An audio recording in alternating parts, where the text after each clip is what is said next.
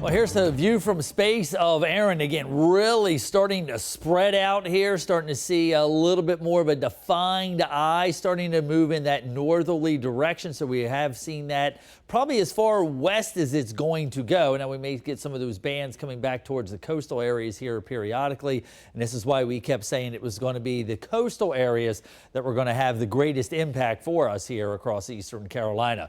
Northerly movement about 13 miles an hour, wind speeds back up to 110 miles an hour as that central pressure has dropped down to 941 millibars, and this is going to make its way to a Category 3 storm as it goes by us here. Now we are going to be watching that central core staying about 200 to 250 miles offshore, but it's that west side of that wind field that's what's going to be impacting us here in eastern North Carolina. That's why the coastal areas and the sounds are under that tropical storm warning.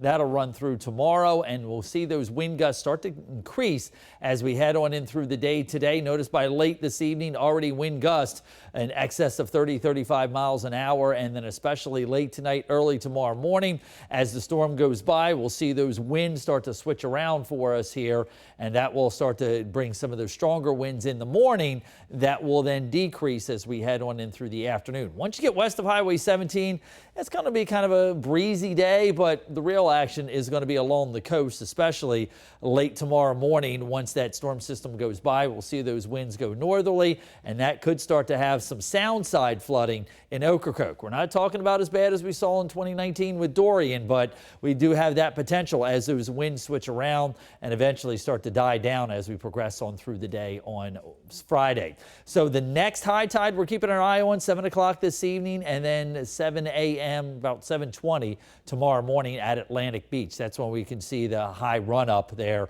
along the coast. We do have a coastal flood warning in effect for Carteret County. Also for Craven and Pamlico County, we have a coastal flood advisory around the mouth of the Neuse River, as we could be looking at along the coastal areas, the Crystal Coast, 7 to 10 foot seas, 15 to 20 foot seas here out towards Ocracoke, and even 4 to 5 across the inland areas here of the Sound. Warm temperatures out the door this afternoon, seeing a little bit of sunshine peeking through. Also tracking those scattered bands of showers closer towards the coast that'll gradually work their way in.